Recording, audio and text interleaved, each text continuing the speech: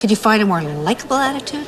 A happier to know you kind of attitude? Over the past 20 years, the mockumentary format has become synonymous with the sitcom. From The Office to Parks and Rec to Modern Family to Abbott Elementary, some of the most popular sitcoms have been mockumentaries. But why? What do I know? What is it about this genre that attracts people like camera crews to paper companies? Boom! Freeze! Michael Schoon, FBI, you know you did. Y'all must have forgot I'm me. My wife and I have a timeshare.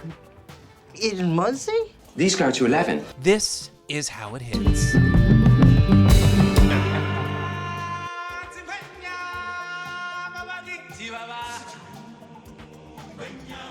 According to the Oxford English Dictionary, a mockumentary is defined as a... Whoops, hit a paywall. Take that, tropey dictionary definition intro. According to Merriam-Webster's Free Dictionary, a mockumentary is defined as a facetious or satirical work, such as a film, presented in the style of a documentary. Almost any story is almost certainly some kind of lie. One of the first mainstream mockumentaries is F for Fake, where filmmaker Orson Welles documents the career of Elmer DeOry, a professional art forger who is a real person. So it was a fake documentary about a real person forcing the audience to consider for themselves what is truth and what is a lie, and whether it actually matters. Is every mockumentary this meta? No. But the good ones toe that line between art imitating life and life imitating art. Arguably, the genre went fully mainstream with 1984's This Is Spinal Tap, a fake documentary about Britain's loudest band. Such a fine line between stupid and clever. The band was fake, but the music sounded like it was from a real band. So initially, audiences were a little confused. People didn't get it right away. They didn't know what the hell it was. People come up and they said, why would you make a movie about a band that nobody ever heard of? But once people got the joke, the film became a cult classic. It evolved into something. We did a tour in 92, 93 that was now a completely legitimate tour with huge amounts of people watching, and now that the separation had been totally erased between what we had created for the film and reality. And we played Wembley. There were 73,000 people there. The fake band parodying real bands had become a real one. Christopher Guest then went on to make a slew of wildly successful mockumentaries, such as Waiting for Guffman. This is the day of the show. Oh my God. And Best in Show. How much weight do you think I could bench press?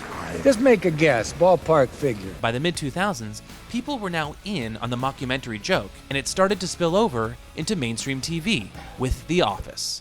I declare bankruptcy! Hat tip to the OG UK Office, my favorite, but it was the American Office that made it the international hit it is today.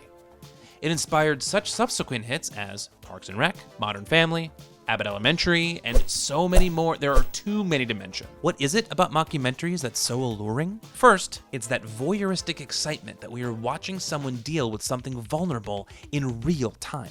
That was the most embarrassing moment of my life. Christopher Guest, considered by many to be the mockumentary GOAT, or bloodhound, I'm the best one here. I'm the best one you ever seen. talks about the allure of the mockumentary being the perceived spontaneity of it. There's a spontaneity that comes from this kind of work that you don't find in a conventional movie, because the things being said are being said for the first time. And it's a different way of working. I find it exciting, and I think other actors find it exciting because you're there in the moment. When you work on a conventional film and you've rehearsed, you know what the next line is going to be.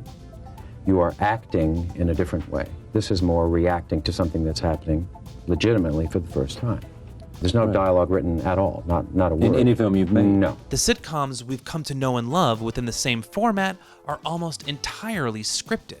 We had great scripts and great writers. We always made sure that we got every line as scripted. People like seeing things that are authentic, or at least feel like they are really happening. Yet they feel safe knowing that it's not actually happening.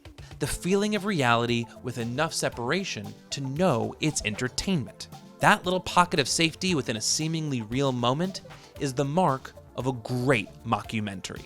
Nailed it. Oh, Whoa! With the rise of the internet and social media, coupled with access to more news and world events becoming so real and overwhelming that we wish it were fiction, mockumentaries have become more popular and more prevalent on our screens because they toe that perfect middle ground between truth and fiction, assuming that difference actually matters.